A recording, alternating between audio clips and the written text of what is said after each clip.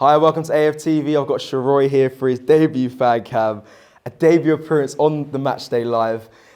Hey, bro, you got to come back every week. Bro, I cannot believe it. I remember before the watch along even started, I was talking to James like, listen, I'm going to try and keep my composure. I'm going to try and make sure I don't get clipped up. You forget the cameras are on, man. When a goal like that goes in, you're 1-0 down, your team's not showing that much, your manager makes impact substitutions.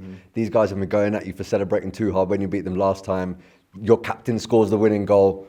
That's the beauty of football. It evokes an emotion in you like no other sport, man, and that's what it does, you know. I'm still, you know what, to be honest, I'm nowhere near as composed as I could be right now because the adrenaline is still pumping. But that's the game. That's the game. That is the game. A word quickly on Mikel Arteta as well. What are your thoughts? And obviously, didn't bring anyone in kind of in January, but seeming right now we're on a good run of form, and it's proven that he's doing, you know, he's working. I don't think anyone can accuse Mikel Arteta of not making brave decisions. Whether or not decisions like this pay off or not remains to be seen, but he has made some very brave decisions and he will live by a sword and he will die by a sword. Today, made some very, very attacking substitutions to the extent that we even took a defender off and brought an attacking player on.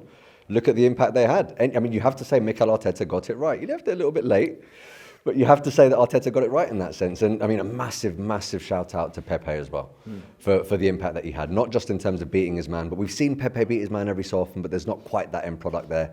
I mean, this guy contributed to both goals and changed the complexion of the game in a heartbeat. Yeah, what's changed, Sheroy? What's changed with Pepe? Because obviously he had a good African Cup of Nations, but it does really seem like he's come back a completely different player. He's making the right decisions. He knows when to beat a certain amount of players, and he's added a goal as well today.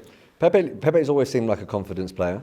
And I think coming in at a price tag like Pepe's does have an impact on you, and he's not a particularly old player either, right? He's got a lot of weight on his shoulders for the age that he is, but I feel like he's kind of put the price tag behind him now and said, you know what, I'm just going to play with an element of freedom. And I feel like he's sort of adapting to the manager's style and coming to terms with the fact that, look, I might be the impact sub. Yeah. So when I do come on the pitch, I'm going to make sure I try and make that impact. You know, I mean, the reality is now a lot of people are going to be talking about whether he should be starting or not. Right, it's going to be the big question, but I suppose it's good for Arteta to have those sort of problems. Let me ask you, top four, it's going to be brought up. Where do you stand? I know it is possible mathematically, but with the performances, these last three performances, do you generally believe that is definitely ours for the taking? Are we favourites for it, in your opinion? Definitely ours for the taking and favourites for it are two different questions. I'd have to say, even if I were trying to be neutral and impartial, I'd have to say we're favourites for it, just because football's a momentum sport. And if you look at the people who we're allegedly competing against for top four, the momentum is with us. We have less competitions. We've been together with the manager and the team for a lot longer than they have. They're still trying to implement with the new manager. We're not. Yep. And we've got one competition to focus on. You know, Arteta has the players that he allegedly wants.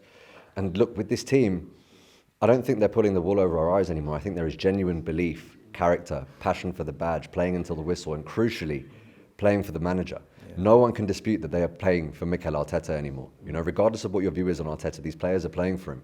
And just for that, people ought to get behind the players and get behind the manager. And if you look at the way that the manager was geeing the crowd up, that connection between the team, the manager and the fans is gradually, incrementally coming back. And as Arsenal fans, that is what we have yearned for so long. I'm euphoric right now. Yeah, I can see it, bro. I'm looking in your eyes. I'm trying not to show all of my teeth on camera right now, for real, honestly. And that's the beauty of football, man. Yeah, and I fully understand that. You said about Mikel Arteta, who'll die by the sword of his decisions, but the decisions he's made have been such big ones, but clearly proving that they're paying off, like you said there. I think everyone is playing for him, so credit to him there. Finally, let me just wrap up by asking, who was your standout? Who's a player you really, really was impressed with today? There were a few of them, and I don't think I have any option but to give Pepe man of the match just because of the impact that he had. But if we're talking about players that had an impact for the full 90, the unsung hero for me was Martin Ødegaard.